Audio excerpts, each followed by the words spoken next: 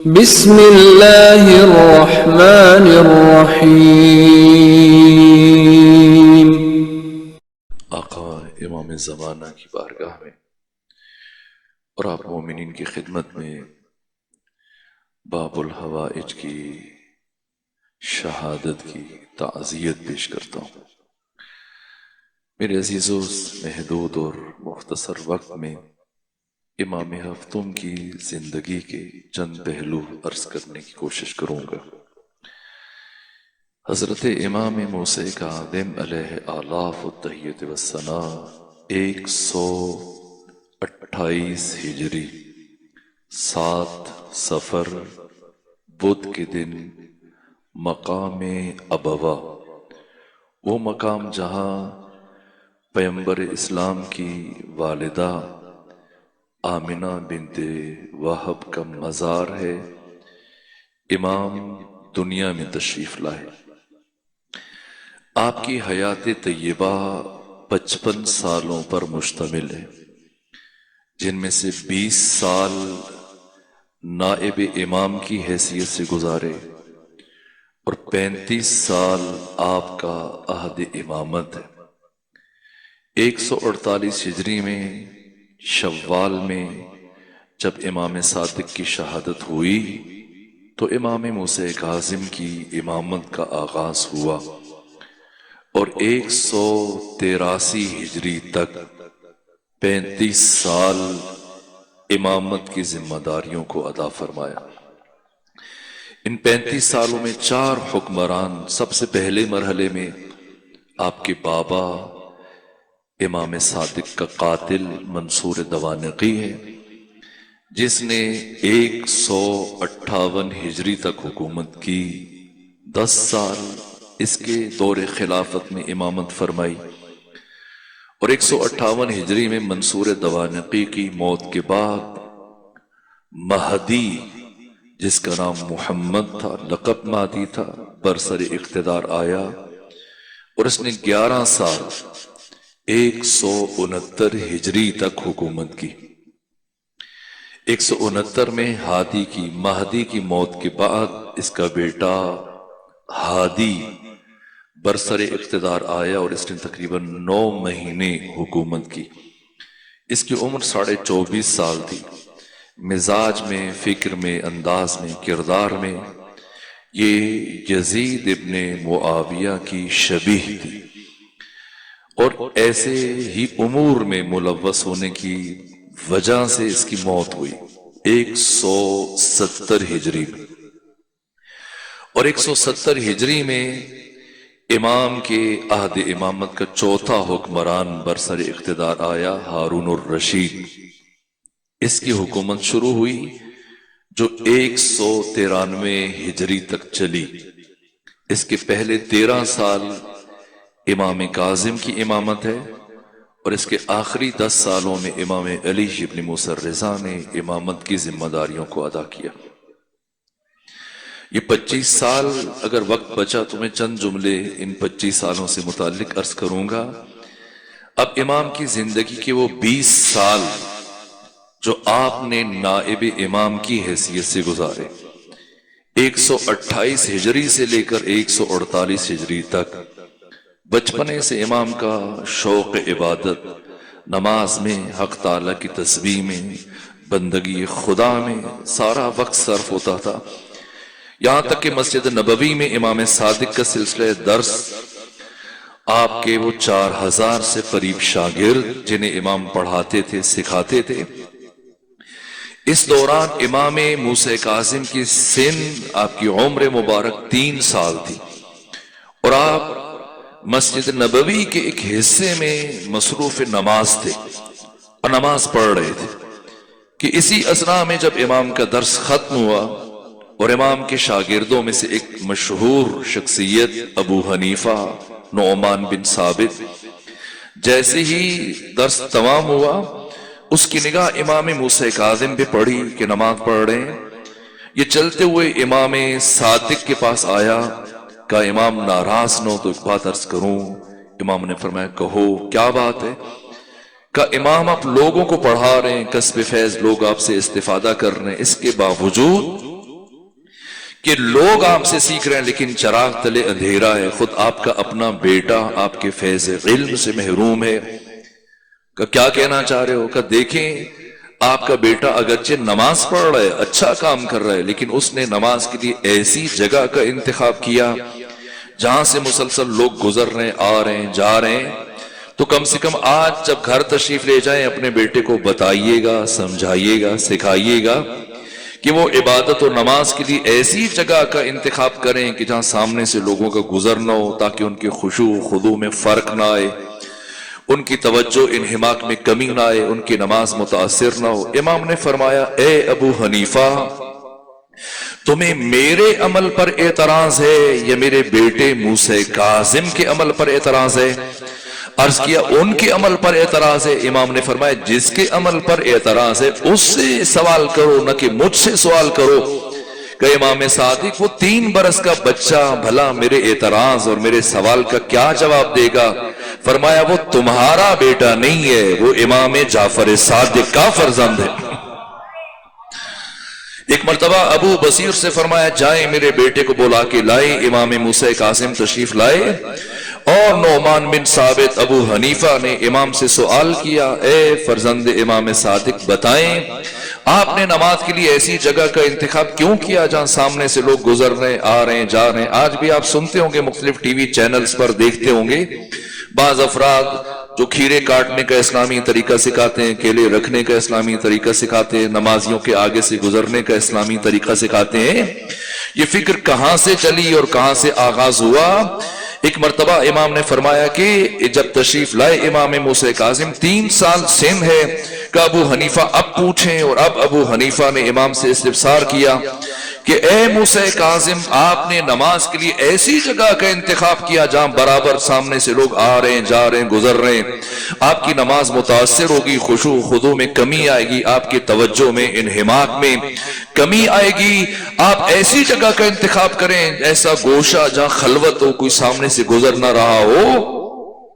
جیسے ہی امام موسیٰ کاظم نے ابو حنیفہ کی یہ بات سنی، فرمایا اے نعمان بن ثابت، ابو حنیفہ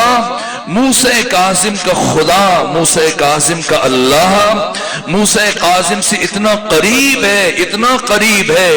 اتنا قریب ہے کہ کوئی تیسرا ہم دو کے بیچ میں سے گزر ہی نہیں سکتا۔ تو جب کوئی تیسرا ہمارے درمیان سے گزر نہیں سکتا تو پھر توجہ کم ہونے کا سوال ہی نہیں پیدا ہوتا۔ ایک مرتبہ پشیمان ہوئے جناب ابو حنیفہ، شرمندہ ہوئے کہ 3 برس کے بچے نے 60-70 سال کے ایک عالم کو، اتنے بزرگ کو لاجواب کر دیا اپنی خفت کو، پشیمانی کو مٹانے کے لیے۔ کہ تب مانوں آپ کے علم کا اعتراف کروں اگر میرے سوال کا جواب دیں۔ امام نے فرمایا جو پوچھنا چاہتے ہو پوچھ لو۔ کہ یہ بتائیں کہ انسان جو کام انجام دیتا ہے، جس فعل کا ارتکاب کرتا ہے،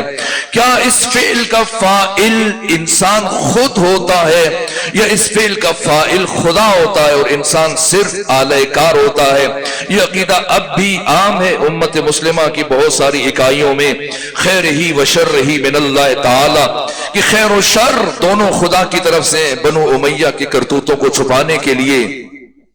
بنو امیہ کے ظالم حکمرانوں کے جرائم کو چھپانے کے لیے، ان کی توجیہ کے لیے ایسے عقائد گھڑوائے گئے محدثین سے، مفتیوں سے، کہ خیر بھی خدا کی طرف سے ہے، شر بھی خدا کی طرف سے ہے۔ اور کبھی کبھی ایسے عقائد خود ہم میں بھی شامل ہو جاتے ہیں، اور ہم سے بھی پوچھا جائے جو الٹا کام کریں، فضول کام کریں، اور اس کام کی پاداش میں اگر ہمارے ساتھ کوئی واقعہ پیش آ جائے اور پوچھا جائے کیا ہوا تو کہتے ہیں خدا کی مرضی ہے، اللہ کی مرضی ہے۔ ایک شاعر نے خوب کہا کہ میرے گناہ کی یا رب تو سادگی تو دیکھ، اپنی خطا کو تیری رضا کہہ گیا ہوں میں۔ کہ انسان کے اعمال کی پاداش میں ایک ایسا عمل ظہور ہوتا ہو پھر کہتا یہ خدا کی مرضی ہے، اللہ کی طرف سے ایسے ہوا نہ۔ امام نے فرمایا اے ابو حنیفہ، انسان کے عمل کی 3 صورتیں ہیں۔ پہلی صورت یہ ہے کہ انسان کے فعل کا فاعل خدا ہے اور بندہ صرف اور صرف آلہ کار ہے، اور دوسری صورت یہ بنتی ہے کہ فاعل خدا بھی ہے، بندہ بھی ہے، اور تیسری اور آخری صورت یہ بنتی ہے کہ انسان کے فعل کا فاعل خود انسان ہے، اس میں خدا کی شمولیت نہیں۔ اگر فاعل خدا ہو، اور کام برا ہو اور قیامت کے دن خدا بندے کو سزا دے دے اور خود کو بچا لے، یہ خلاف عدل الہی ہے۔ اور اگر فاعل بندہ بھی ہے اور اللہ بھی ہے اور قیامت کے دن خدا بندے کو تو سزا دے لیکن خود کو بچا لے، یہ بھی خلاف عدل الہی ہے۔ لا محالہ ایک ہی صورت بچ جاتی ہے کہ انسان اپنے فعل کا فاعل خود ہوتا ہے، اس میں خدا کی کوئی شمولیت نہیں ہوتی۔ یہ امام کا علم ہے، بچپنا 3 سال، ایسا نہیں کہ جس طرح سے باقی 4000 افراد امام صادق سے درس سیکھتے تھے، آپ کے حلقہ درس میں آپ کے علم سے استفادہ کرتے تھے، آپ کے فرزند امام موسیٰ کاظم بھی آپ سے استفادہ کرتے ہوں گے، نہ ایسا نہیں ہے۔ یہ 14 کے 14 شاگرد خدا ہیں، یہ 14 کے 14 مدرسہ الہیہ کے فارغ التحصیل ہیں، ان کا معلم، ان کا مرشد، ان کا استاد صرف خدا ہے۔ جب یہ دنیا میں آئے تو ان میں سے کوئی ایک بھی دوسرے سے نہیں سیکھتا، یا سارے کے سارے مہدی پیدا ہوئے، اس لیے پروردگار نے انہیں ہادی قرار دیا۔ یہاں تک کہ 4.5 سال سن ہے امام موسیٰ کاظم کا، اور امام صادق کا صحابی صفوان جمال آپ سے گفتگو کر رہے، درس کے بعد اٹھے چل رہے ہیں، اور سوال کیا صفوان جمال نے امام صادق سے کہ آپ کے بعد آپ کا جانشین کون ہے، آپ کے بعد حجت خدا اور آپ کا نائب کون ہے، امت مسلمہ کے لیے امامت کی ذمہ داری کون ادا کرے گا؟ فرمایا وہ بچہ جو مسجد کے دروازے کے قریب بکری کے بچے کو پکڑے ہوئے بیٹھا ہے وہ میرا جانشین ہے، وہ میرے بعد تو اللہ کا خلیفہ ہے روئے زمین پر۔ ایک مرتبہ صفوان جمال نے عرض کیا امام مجھے معاف فرمائیے گا، آپ نے تو کہا تھا کہ امام بچپنے میں ہو تب بھی لہو و لعب سے منزہ ہوتا ہے، لہو و لعب سے کھیل کود سے پاک ہوتا ہے، لیکن یہ بچہ تو اسی طرح بکری کے بچے سے کھیل رہا ہے۔ فرمایا دور بیٹھ کے کیوں قضاوت کر رہے ہو، قریب جا کے دیکھو کہ موسیٰ کاظم کیا کر رہے ہیں۔ اب جو صفوان جمال چلتے ہوئے قریب آئے، دیکھا 4.5 سال کے موسیٰ کاظم بکری کے بچے کو گردن سے رسی زمین کی طرف جھکاتے ہوئے جملہ کہہ رہے ہیں اسجد ربکا اسجد ربکا اسجد ربکا، یعنی اپنے رب کا سجدہ کرو، اپنے رب کا سجدہ کرو۔ مقصد یہ نہیں کہ ایک جانور سے سجدہ کروایا جائے، مقصد اپنے پیروکاروں کو پیغام دینا ہے کہ جب ہم ایک جانور کو سجدے کے بغیر پسند نہیں کرتے تو اپنے پیروکار کو سجدے کے بغیر کیسے پسند کریں گے۔ صلوات بھیجیے خاندان فاطمہ پر۔ یہ 20 سال امام کا نائب امام کی حیثیت سے گزارے، اور پھر 35 سال عہد امامت منصور دوانقی، وہ ظالم ترین سفاک درندہ جس نے امام صادق کے گھر کو آگ لگائی، 3 مرتبہ آپ کے گھر کو جلایا، 20 افراد 100 افراد قبیلے بنو ثقیف سے بلائے امام کو شہید کرنے کے لیے۔ اسی طرح سے جب کوئی بات بن نہ پڑی تو آخری مرحلے میں زہر دلوا کر شوال میں امام کو شہید کروایا، اور ساتھ ہی اس نے یہ پیغام مدینے کے گورنر محمد بن سلیمان کی طرف روانہ کیا کہ جسے بھی جعفر صادق نے اپنا جانشین معین کیا اور جسے اپنا وصی قرار دیا، جس کے لیے وصیت فرمائی، فوراً اس کا سر کاٹ کر میرے پاس بغداد میں روانہ کرو۔ ایک مرتبہ محمد بن سلیمان مدینے کے گورنر نے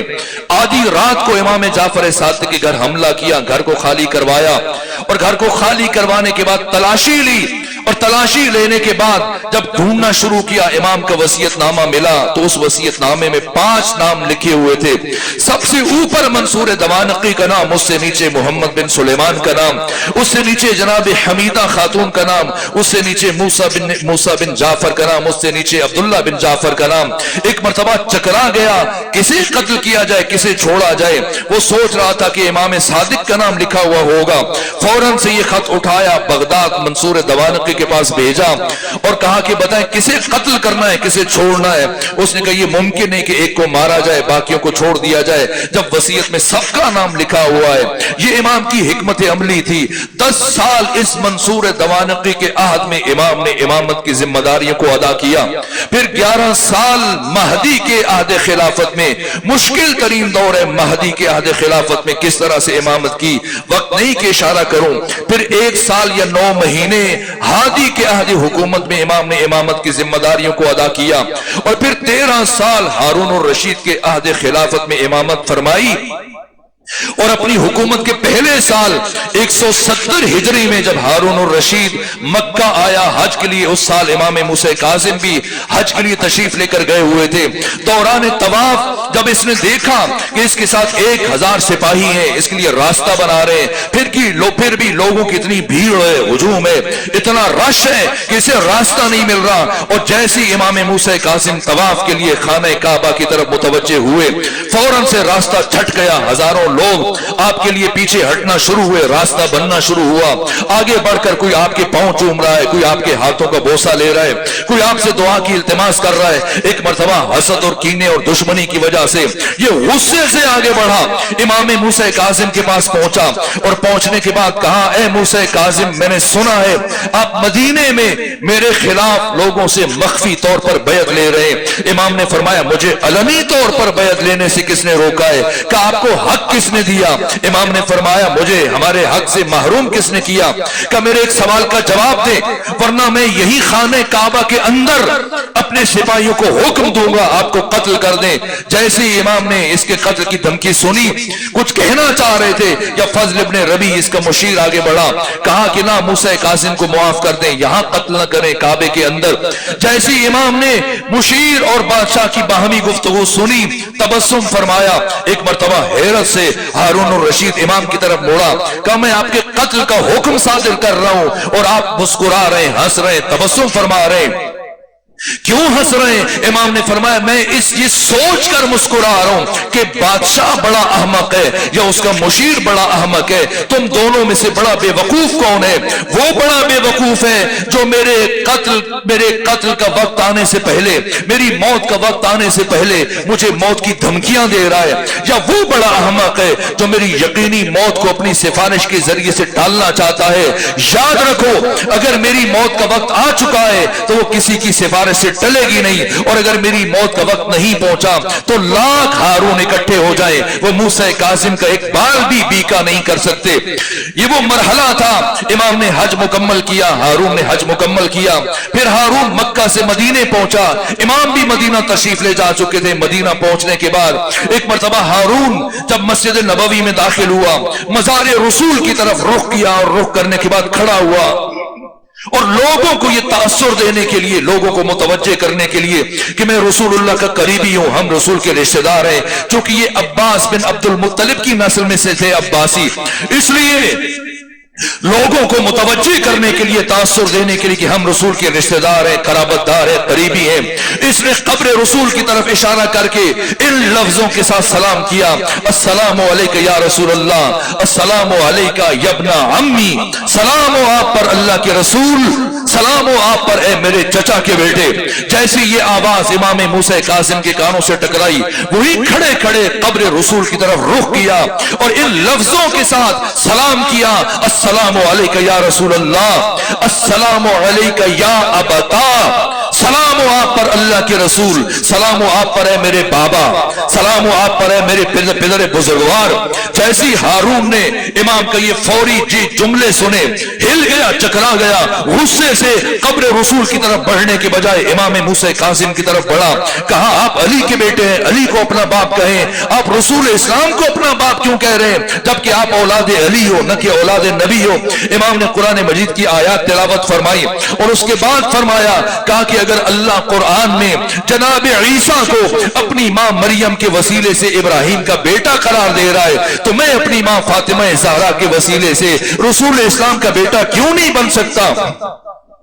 جیسے ہی امام نے یہ آیات پڑھی کہ نہ، یہ حکم عیسیٰ کے ساتھ خاص تھا، آپ اس بات میں شامل نہیں ہیں، اس آیت میں شامل نہیں ہے کہ اگر قرآن کو نہیں مانتے ہو تو یہ بتاؤ کہ اگر ابھی پیغمبر گرامی اسلام اپنی قبر سے باہر تشریف لے آئے اور تم سے تمہاری بیٹی کا رشتہ مانگے تو کیا جواب دو گے؟ کہا کہ میں اجابت کروں گا اور قبول کروں گا اور فخر کروں گا عرب و عجم میں اگر رسول میری بیٹی کا رشتہ قبول کر لے۔ فرمایا تم میں اور مجھ میں یہی فرق ہے، تم سے رسول رشتہ مانگ بھی سکتے ہیں، تم دے بھی سکتے ہو، نہ مجھ سے مانگ سکتے ہیں نہ میں دے سکتا ہوں، اس لیے کہ ہم نسل رسول ہیں، آل رسول ہیں، اولاد رسول ہے۔ صلوات بھیجیے خاندان فاطمہ پر۔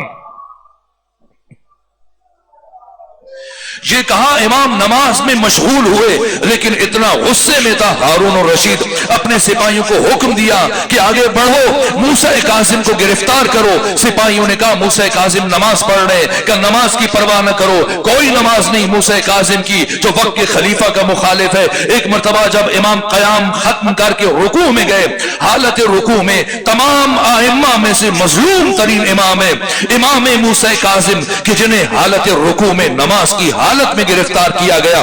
دو محمل روانہ کیے گئے، ایک بصرہ کی طرف ایک بغداد کی طرف، یہ تاثر دینے کے لیے کہ شاید بصرہ گئے یا کچھ لوگ سمجھ لیں بغداد گئے، تاکہ مومنین اور شیعہ راستے میں رکاوٹ حائل نہ کر سکیں، اور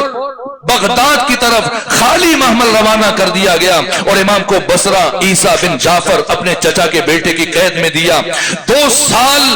بصرہ میں امام عیسیٰ بن جعفر کی قید میں رہے، اور 2 سال گزرنے کے بعد عیسیٰ بن جعفر نے ہارون الرشید کو خط لکھا، کہا کہ ان 2 سالوں میں نے مسلسل کوئی ایک دن ایسا نہیں دیکھا سوائے عید کے ایام کے، امام موسیٰ کاظم ہر دن روزہ رکھتے ہیں، 2 سال مسلسل عید کے دنوں کے علاوہ روزہ میں رہے، ساری رات عبادت میں مصروف رہتے ہیں، ہر وقت ذکر خدا میں، دعا میں، مناجات میں، قرآن کی تلاوت میں، گریہ میں، راز و نیاز سے خدا میں مصروف رہتے ہیں۔ کبھی میرے حق میں بد دعا نہیں کی، کبھی کوئی دوسرا لفظ اپنی زبان سے ادا نہیں کیا۔ اب میں ڈر رہا ہوں کہ اگر ایک دن بھی مزید نے اپنی قید میں رکھا، پروردگار مجھ پر اپنا عذاب نازل کر دے گا، اس لیے فوری طور پر تم انہیں اپنے پاس بلا لو، اگر تم نے نہ بلایا تو میں خود انہیں مدینہ چھوڑ کے آؤں گا۔ یہاں ہارون مجبور ہوا، امام موسیٰ کاظم کو بصرہ سے بغداد بلایا، لیکن جس تھوڑے دن جس کی قید میں چھوڑتا تھا وہ داروغ زندان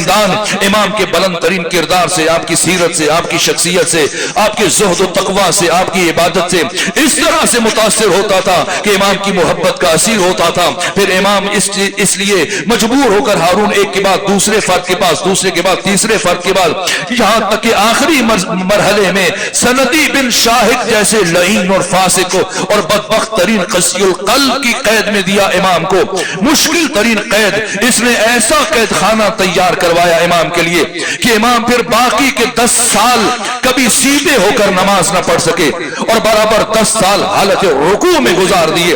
اتنا نیچے تھا چھت قید خانے کا، یہاں تک کہ نماز فجر کے بعد امام کو تازیانے مارے جاتے تھے، امام لہو لہان ہو جاتے تھے۔ اس کے باوجود اتنی پابندیاں اور مشکل ترین دور ہے امام موسیٰ کاظم کا علمی اپوزیشن کے اعتبار سے، باقی 12 ائمہ میں سے کسی امام کا عہد اتنا پیچیدہ نہیں ہے جتنا پیچیدہ عہد امام موسیٰ کاظم کا ہے۔ یہ 35 سال کس طرح سے امامت فرمائی، چاروں ائمہ فقہ، امام ابو حنیفہ، امام مالک، امام احمد ابن حنبل،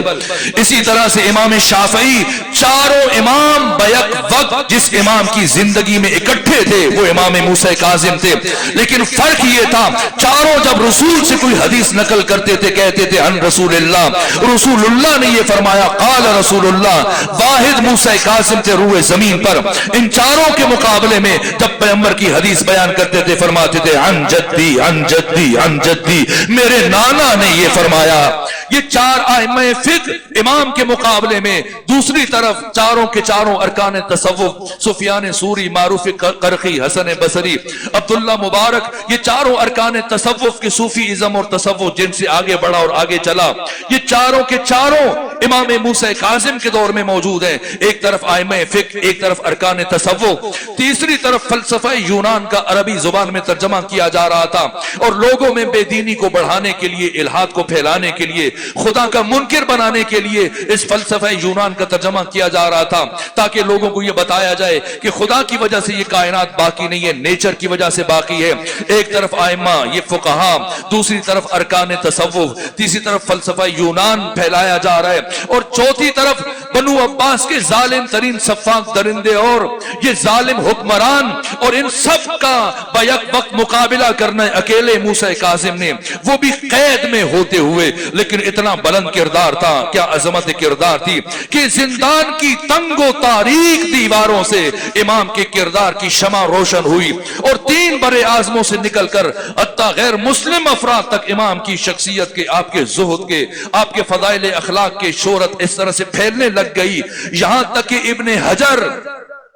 ابن حجر ہیثمی المکی امام کعبہ جس نے تشیع کے خلاف سخت کتاب لکھی جس کا نام ہے سوائق محرقہ، صاحب سوائق محرقہ امام کعبہ ابن حجر ہیثمی المکی نے اپنی کتاب میں امام موسیٰ کاظم سے متعلق یہ جملے لکھے. میں اس لیے جلدی جلدی پڑھ رہا ہوں چونکہ دوسرے مقام پر پہنچنا ہے، کم وقت میں چند لفظ آپ کو منتقل کروں، آپ کی زحمتوں کو تمام کر دوں. یہ ابن حجر ہیثمی المکی نے کہا، اس لیے کہا کہ لوگ سوچ رہے تھے کہ تاریخ انسانی کی سب سے عظیم ترین دانشگاہ، سب سے بڑی یونیورسٹی جس کی بنیاد امام جعفر صادق نے رکھی، جس میں بیک وقت 4000 شاگردوں کو مختلف علوم پڑھاتے تھے اور ایسی ایسی شخصیتوں کو تیار کیا جیسے قرآن میں حمران کو، لغت و ادبیات میں ابان بن تغلب کو، فقہ میں علم فقہ میں جناب زرارہ کو، علم حدیث میں ابو بصیر کو، علم کلام اور عقائد میں مومن طاق کو، علم کیمیا میں جابر ابن حیان جیسی شخصیت کو تیار کیا. یہ جابر ابن حیان جنہیں دنیا بابا کیمیا کہتی ہے، فادر آف کیمسٹری، یہ امام جعفر صادق کے شاگرد ہیں جو شرق و غرب میں جانے جاتے ہیں. جابر ابن حیان 400 کتابیں لکھی ہیں انہوں نے، اور اپنی ایک کتاب کے شروع میں یہ تاریخی جملہ تحریر کیا کہ قیامت تک آنے والا کوئی ایک دانشور میرے کسی بھی نظریے کو رد نہیں کر سکتا. کیوں؟ اس لیے کہ میں امام جعفر صادق کا شاگرد ہوں، میں امام جعفر صادق کا شاگرد ہوں. اس بام عروج تک پہنچایا تشیع کو. پہلے اگر کوئی مناظرے کے لیے آتا تھا توحید میں، رسالت میں، معاد اور قیامت میں، کسی دین کے مسئلے میں امام سے گفتگو کرنے کے لیے شروع میں امام خود اس سے گفتگو کرتے تھے، لیکن ان شخصیتوں کو تراشا، تیار کیا. اتنی بڑی بڑی شخصیتیں، پہاڑ سے زیادہ وزنی شخصیتیں تیار کی امام نے اپنے شاگردوں میں. اب اگر کوئی مناظرے کے لیے آتا امام پوچھتے بتاؤ کس بارے میں بات کرنا چاہتے ہو؟ اگر کہتا میں قرآن میں بات کرنا چاہتا ہوں، فرماتے حمران سے بات کرو. اگر کہتا ادبیات میں، فرماتے ابان بن تغلب سے بات کرو. اگر کہتا فقہ میں، فرماتے زرارہ سے بات کرو. اگر کہتا حدیث میں، فرماتے ابو بصیر سے بات کرو. اگر کہتا عقائد میں، علم کلام میں بات کرنا چاہتا ہوں، فرماتے مومن طاق سے بات کرو. اگر وہ کہتا کہ نہیں میں آپ سے مناظرہ کرنا چاہتا ہوں، امام صادق فرماتے کہ تم ان سے مناظرہ کرو. اگر تم نے ان میں سے کسی ایک کو شکست دے دی تو سمجھ لینا کہ تم نے جعفر صادق کو شکست دی ہے. امام صادق مرید پرور نہیں تھے، شخصیت پرور تھے. اتنی بڑی بڑی شخصیتوں کو تراشا. پوری اسلامی دنیا میں آپ کی اس دنیا کی بے مثال یونیورسٹی کی وہ شہرت پھیلی. جب امام شہید ہوئے، یہ ابن حجر ہیثمی المکی نے لکھا ہے کہ امام جعفر صادق کی شہادت کے بعد لوگ یہ سوچ رہے تھے کہ دنیا کی سب سے بڑی یونیورسٹی بند ہو جائے گی، وہ سلسلہ درس اس طرح سے اس کی رونق ماند پڑ جائے گی اور وہ معرفت کا بار زخار وہ سلسلہ رک جائے گا. لیکن امام موسیٰ کاظم نے، جعفر صادق کے 20 سالہ بیٹے نے، نہ صرف یہ کہ اپنے بابا کی یونیورسٹی کو بند نہ ہونے دیا بلکہ اپنے علم و فضل و کمال و زہد و عبادت و بندگی اور صفات حسنہ سے اور اپنے بلند ترین اخلاق سے، اپنی معرفت اور علم سے اپنے بابا کی یونیورسٹی کو 4 چاند لگا دیے. 4 چاند لگا دیے. اتنے عابد تھے، اتنے زاہد تھے، اتنے عارف تھے، اتنے خلیق تھے، یہاں تک کہ دوستوں اور دشمنوں میں نادان افراد کے ساتھ اس طرح سے رویہ تھا کہ دوست دشمن آپ کو کاظم کے لقب سے یاد کرتے تھے. یہ امام موسیٰ کاظم، بس آخری جملہ عرض کر رہا ہوں، 16 سال زندان میں رہے. لوگ کہتے ہیں 14 سال، میں نے دقت سے شمار کیا. ان 4 خلفاء کے 35 سالہ عہد حکومت میں جو اجتماعی مدت بنتی ہے 16 سال، ان 16 سالوں میں بھی امام نے کس طرح سے امامت کی ہے. جس طرح سے اقبال کہتے ہیں کہ قوم کیا ہے، قوموں کی امامت کیا ہے، اس کو کیا سمجھے گا بھلا 2 رکعت کا امام. 2 رکعتی ملا کیسے سمجھ سکتا ہے امامت کیسے کی جاتی ہے. موسیٰ کاظم نے دنیا کو بتایا. ایک مرتبہ ہارون جیسا دشمن چکرا گیا، اس لیے کہ زندان کی تنگ و تاریک دیواروں سے آپ کے عمل و کردار کے روشن نمونے چھن چھن کر داروغے بدل رہے ہیں، سپاہی بدل رہے ہیں، آپ کے علوم، آپ کے معارف اس طرح سے سینہ بسینہ منتقل ہو رہے ہیں. امام کی محبت بڑھتی چلی جا رہی ہے، یہاں تک کہ اس نے سوچا کہ اگر ویسے امام کو قتل کر دے، اس حالت میں مار دے تو اور محبت بڑھ جائے گی. اس لیے ختم کرنے سے پہلے، قتل کرنے سے پہلے امام کو رسوا کر دے تاکہ امام درجہ اعتبار سے ساکت ہو جائے، لوگوں کی نگاہوں میں گر جائے. اس لیے اس نے ایک ایسا شیطانی منصوبہ بنایا. اس نے عرب کی حسین ترین عورت کا انتخاب کیا، اسے بلایا، انعام کی لالچ دی اور کہا میرے پاس قید خانے میں ایک ایسا قیدی ہے جو کئی سالوں سے میری قید میں ہے، اپنے گھر نہیں گیا، میں چاہتا ہوں کہ تم جاؤ، جا کر کسی طرح اسے اپنی طرف مائل کرو، راغب کرو، اور اگر وہ تمہاری طرف راغب نہیں ہوتا تب بھی تم نے اپنے کپڑے پھاڑ لینے ہیں، شور مچانا ہے، ہم پہنچ جائیں گے، بھاری انعام دیا جائے گا۔ اس خاتون کو تیار کیا، یہ خاتون زندان میں گئی، نماز عشاء کے بعد رات کو اسے بھیجا گیا، اور پھر ہارون الرشید اپنے وزیروں کے ساتھ، مشیروں کے ساتھ، خواص کے ساتھ، سرداروں کے ساتھ، جرنیلوں کے ساتھ اپنے دربار میں ٹہل رہا ہے کہ کب آواز بلند ہوگی، ہم جائیں گے، یہ تماشا دیکھیں گے۔ اس طرح سے پوری دنیا میں، پورے عالم اسلام میں موسیٰ کاظم کو رسوا کر دیا جائے گا، یہاں تک کہ وقت گزر رہا ہے، اور جیسے جیسے وقت گزر رہا ہے ہارون کے اضطراب میں اضافہ ہو رہا ہے، یہاں تک کہ کئی گھنٹے گزر گئے اور رات ڈھلنے لگی، یہاں تک کہ سحر کا وقت داخل ہونے لگا۔ ایک مرتبہ اس کی بے چینی اتنی بڑی، اپنے وزیروں سے کہا چلو چل کر دیکھتے ہیں، چلو چل کر دیکھتے ہیں، کیوں کوئی آواز نہیں آئی زندان سے۔ جیسے یہ سب افراد پہنچے ہارون کے ہمراہ، سب نے دیکھا کیا عجیب منظر تھا قید خانے میں۔ ادھر امام موسیٰ کاظم کا سر سجدے میں تھا، اور ادھر وہ خاتون جسے گمراہ کرنے کے لیے بھیجا تھا اس کا سر بھی سجدے میں تھا۔ ادھر امام کی آواز آ رہی ہے سبوح قدوس رب الملائکۃ والروح، ادھر اس خاتون کی زبان سے یہی ذکر جاری ہے۔ غصے سے آگے بڑھا، اس خاتون کو بالوں سے پکڑا، میں نے تمہیں کس لیے بھیجا تھا، تم کیا کر رہی ہو؟ کہا ہارون مجھے معاف کر دو، میرا کوئی جرم نہیں، میرا کوئی قصور نہیں، جس طرح تم نے کہا اسی طرح میں نے کوشش کی، کئی گھنٹے بیٹھ کر آوازیں دیتی رہی، لیکن یہ انسان اتنا مستغرق تھا، اتنا محو تھا، ذکر خدا میں، عبادت الہی میں، خدا کے ساتھ راز و نیاز میں اتنا جذب تھا کہ اسے احساس ہی نہ تھا کہ میرے پاس کوئی بیٹھا ہے، کوئی آواز دے رہا ہے۔ یہاں تک کہ وقت گزرتا چلا گیا، اور جیسے جیسے رات ڈھل رہی تھی میں نے دیکھا کہ اس کائنات کا ذرہ ذرہ اور اس قید خانے کا ذرہ ذرہ اس قیدی کے ساتھ ہم آواز یہی ذکر پڑھ رہا ہے سبوح قدوس رب الملائکۃ والروح، یہاں تک کہ ہنگام سحر مجھے یہ محسوس ہونے لگا کہ زمین سے لے کے آسمان تک ایک نور کا سلسلہ متصل ہے، اور ملائکہ خدا کا نزول ہو رہا ہے کہ لا شعوری طور پر، غیر ارادی طور پر، اسی کیفیت میں بے ساختہ میرا سر بھی سجدے میں چلا گیا، اور میری زبان سے بھی یہی ذکر جاری ہو گیا۔ صلوات بھیجئے خاندان فاطمہ پر۔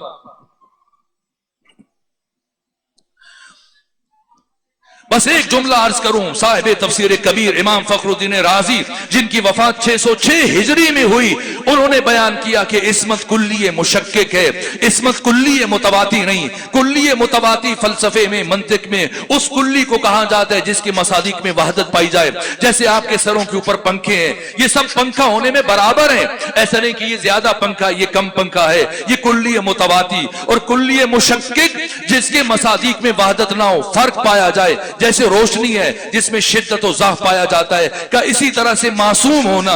عصمت کلی مشکک ہے، یعنی عصمت کے درجات ہیں۔ اگر 1,24,000 نبی معصوم ہیں تو اس کا یہ مطلب نہیں کہ سارے کے سارے عصمت میں برابر ہیں، نہ سب کی عصمت میں فرق ہے، شدت و ضعف پایا جاتا ہے۔ اور انبیاء کی عصمت میں اور ائمہ کی عصمت میں، اہل بیت کی عصمت میں کیا فرق ہے؟ انبیاء کی عصمت میں ترک اولا کی گنجائش ہے، لیکن عصمت انبیاء میں ترک اولا کی بھی گنجائش نہیں ہے، یہ عصمت ائمہ ہے، یہ عصمت ائمہ۔ ایک جملہ عرض کروں اسی بھی گفتگو ختم کر دوں، وہ موسیٰ، وہ جناب عیسیٰ، وہ جناب یوسف جن سے متعلق اللہ نے 100 سے زیادہ آیتیں قرآن میں اتاری، اور یوسف کے کردار کو اللہ نے جوانوں کے لیے آئیڈیل قرار دیا۔ یہ یوسف جن کے کردار کو اللہ قرآن میں پسند فرما رہے اور سراہ رہا ہے، یہ یوسف کا کمال یہ تھا، ان کے کردار کی بلندی یہ تھی کہ جب زلیخا نے 7 دروازے بند کیے اور کوشش کی کہ کسی طرح سے یوسف کو گناہ پر آمادہ کریں،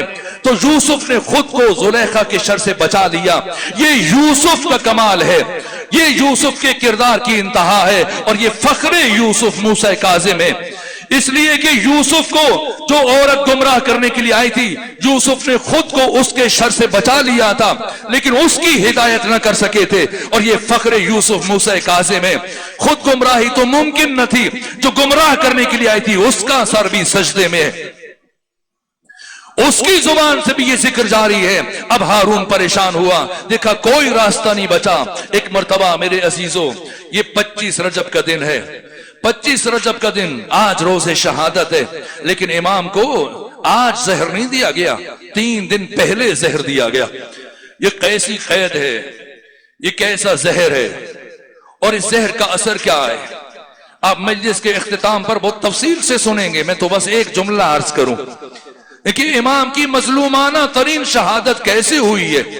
20 کو زہر دیا گیا، اور جب انسان کو زہر دیا جاتا ہے تو نتیجے میں اسے پیاس کی شدت ستاتی ہے. ایک پیاس کی شدت سے انسان اذیت میں آ جاتا ہے، دوسرا انسان تڑپتا ہے، اور تڑپنے کے لیے انسان کو کھلی جگہ چاہیے ہوتی ہے. لیکن امام جس قید خانے میں قید تھے وہ چاروں طرف سے انگشت برابر امام، اور اس چاروں طرف سلاخیں لگوائی ہوئی تھی سندی بن شاہق نے. جب امام زہر کے اثر سے تڑپتے تھے آپ کا گوشت ان سلاخوں کی نظر ہو جاتا تھا. یہاں تک کہ 3 دن جب پانی کی شدت سے، پیاس کی شدت سے پانی طلب کرتے تھے، آپ کو زندان میں تازیانوں سے مارا جاتا تھا. یہاں تک کہ امام زمانہ کی یہ کلمات ہیں: میرا سلام ہو اس قیدی پر، میرا سلام ہو اس قیدی پر جس کے جسم کے گوشت کا اکثر حصہ زندان کی سلاخوں کی نظر ہو گیا. میرا سلام ہو اس پر جو مرزوز الساقین ہے. بس ایک جملہ عرض کروں، لوگ سمجھتے ہیں شاید صرف آقا کو زہر دیا گیا، نہ کیسے شہادت ہوئی ہے. 3 دن تڑپتے رہے، اور آخری دن وہ کیفیت تھی جب مومنین کو اطلاع ہوئی، علماء کو پتا چلا، زندان سے یہ خبر باہر پھیل گئی کہ امام کو زہر دیا جا چکا ہے. ایک طرح لوگ جمع ہونا شروع ہوئے. ہارون کی فوج جو دوسرے شہروں میں پھیلی ہوئی تھی، اور یہاں پر صرف زیادہ سے زیادہ 1000 افراد تھے، بغداد میں پریشان ہو گیا کہ مبادا لوگ بغاوت کریں اور میری حکومت کا تختہ الٹ جائے. اس نے جلدی سے سندی بن شاہق سے کہا کسی بھی طرح سے جاؤ. پہلے امام احمد ابن حنبل کو بھیجا، اور امام احمد ابن حنبل سے کہا کہ جاؤ اے احمد ابن حنبل، جا کر امام موسیٰ کاظم کا معائنہ کرو، اور ان کی لاش کا معائنہ کرو، اور جا کے دنیا کو بتاؤ جو باہر لوگ کھڑے ہیں کہ انہیں ان کے جسم پر کوئی زخم نہیں ہے، انہیں کسی طرح کی کسی اذیت سے نہیں گزارا گیا. لیکن جیسے ہی امام احمد ابن حنبل نے پردہ ہٹایا، کپڑا ہٹایا آپ کے چہرے سے، آپ کے بدن اطہر سے، ایک مرتبہ امام احمد ابن حنبل نے سر سے امامہ اتار دیا اور سر و سینہ پیٹتے ہوئے باہر آئے اور کہا اگر ساری دنیا کی دولت دو گے تب بھی نہیں لکھ سکتا، تب بھی یہ نہیں کہہ سکتا ارے اس انسان کے جسم کا تو کوئی حصہ سالم نہیں ہے. کیا کیا گیا آپ کے امام کے ساتھ، جہاں تک کہ آخری دن جب آیا، آج کا دن 25 رجب کا دن، ایک مرتبہ گھبرایا ہارون الرشید سندی بن شاہق سے کہا جاؤ موسیٰ کاظم سے لکھوا کے لے آؤ کہ مجھے زہر نہیں دیا گیا، میں طبعی موت مر رہا ہوں. یہ آیا شقی، اس نے ایک کاغذ قلم امام کی طرف پھینک دیا، کہا موسیٰ کاظم لکھے. امام نے پوچھا بتاؤ کیا لکھوں؟ کہا لکھے مجھے زہر نہیں دیا گیا، میں طبعی موت سے دنیا سے جا رہا ہوں. کہا میں حجت خدا ہوں، میں خلاف حقیقت کوئی بات تحریر نہیں کر سکتا. کہا موسیٰ کاظم لکھیں ورنہ وہ ظلم کروں گا کہ زندان کی 16 برس کی تمام سختیوں کو بھول جائیں گے، قید کی تکالیف کو بھول جائیں گے. فرمایا ممکن نہیں کہ میں تحریر کروں. اس شقی نے تازیانہ اٹھایا، امام کو زندان سے باہر نکالا، داڑھی سے پکڑا، آپ کی پشت پر اس نے تازیانے مارنا شروع کیے. اگر برداشت کر سکے تو ایک جملہ اور عرض کروں، اس نے امام کو قالین میں لپیٹا اور اپنے سپاہیوں سے کہا اپنی لاتوں سے، اپنے مکوں سے امام پر حملہ آور ہو جاؤ. اور پھر قیامت کا جملہ ہے، مجھے معاف کیجئے گا اس لیے کہ بتانا لازم ہے تاکہ ان بچوں کو پتا چل جائے موسیٰ کاظم کی مظلومیت کیا ہے. وہ تیسرا ظلم جس پر آسمان کانپ گیا، جس پر فرشتوں نے گریہ کیا، جس پر اہل جنت کی حوروں نے گریہ کیا، کیا کیا؟ دیکھا ابھی بھی کچھ رمق حیات باقی ہے، اصرار کیا لکھیں، فرمایا نہیں لکھوں گا. اس شقی نے کچھ کیلیں منگوائی، ایک ہتھوڑی منگوائی، پھر قیل امام کے سر پر رکھی